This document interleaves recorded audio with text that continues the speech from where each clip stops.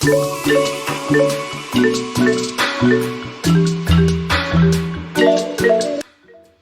perkenalkan nama saya Farhan Adrian Putra Wongkar dari kelas 1 MB5. Saya akan mempresentasikan materi tentang pesan rutin dan pesan positif. Pengertian pesan-pesan rutin dan pesan-pesan positif. 1. Pesan-pesan rutin. Pengertian pesan-pesan rutin adalah pesan yang berkaitan dengan kegiatan bisnis sehari-hari yang berulang perlu dilakukan atau dijawaban secepatnya.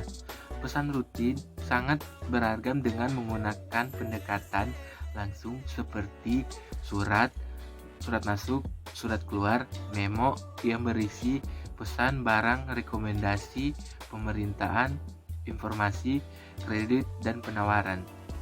2. Pesan-pesan positif.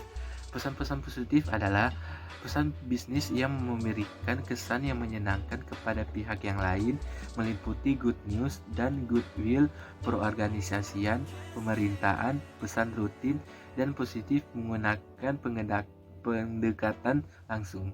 Keunggulan dan kelemahan. Keunggulan 1.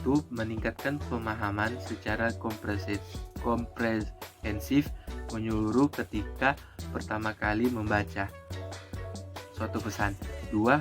Menekankan pada hasil suatu analisis yang telah Anda lakukan. 3. Menghemat waktu bagi pembaca karena mereka dapat segera mengetahui apa yang maksud pesan tersebut dan juga dapat memutuskan segala pada bagian mana yang perlu memperoleh perhatian dan yang tidak perlu pemerhatian sesakma. Kelemahan 1.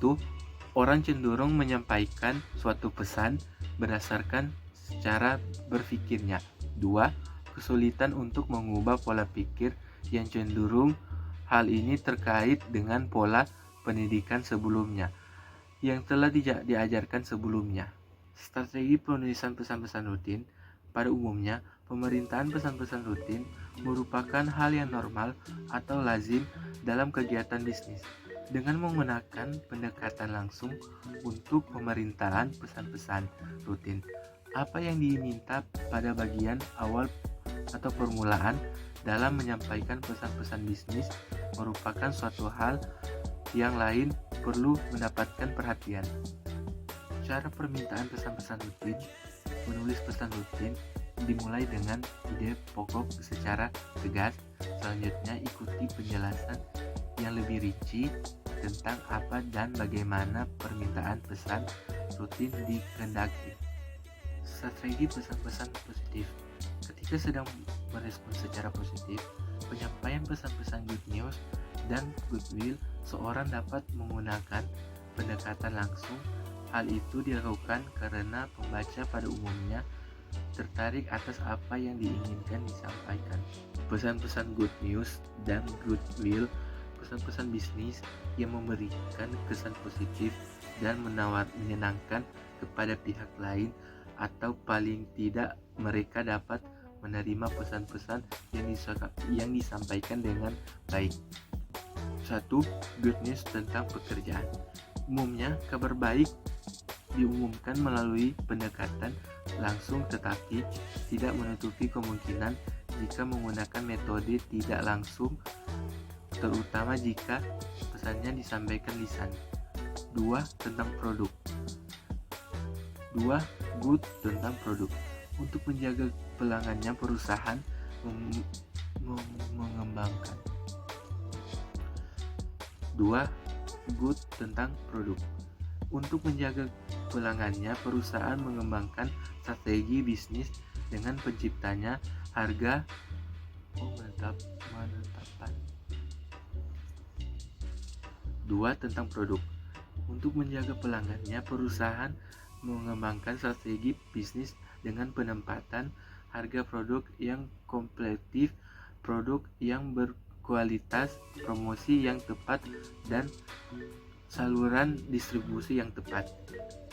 Menulis jawaban positif. Untuk memberikan jawaban atas permintaan informasi positif tersebut digunakan pendekatan langsung. Dimulai dengan pernyataan positif. Ada menyenangkan dan diakhiri dengan penyertaan terhormat. 1. Surat konfirmasi pesan. Surat konfirmasi pesan menjelaskan kepada pelanggan bahwa pesan produknya telah diterima pada umumnya. Surat konfirmasi diperlukan apabila terdapat pesanan produk dalam jumlah yang besar. Mengenai permintaan kredit. Kredit pada dasarnya adalah bentuk kepercayaan diri lembaga kepada nasabah untuk berbagi kepentingan. Oleh karena itu, kredit merupakan suatu hal yang bisa dalam masyarakat. Kebanyakan permintaan kredit bersifat rutin seperti persetujuan kredit dan referensi kredit. 1. Persetujuan kredit. Surat yang memberikan good news kepada pihak lain. Pembuka berisi ide pokok yang berisi persetujuan pemberitahuan kredit. Pertengahan persetujuan berisi beberapa hal seperti jatuh tempo, tanggal rekening, dikirim bunga, dan administrasi, dan lain-lain. 2. Memberikan referensi kredit. Kadangkala permohonan kredit kepada suatu lembaga perbankan tidak memerlukan surat rekomendasi dan hanya tertentu saja. Ada hal yang perlu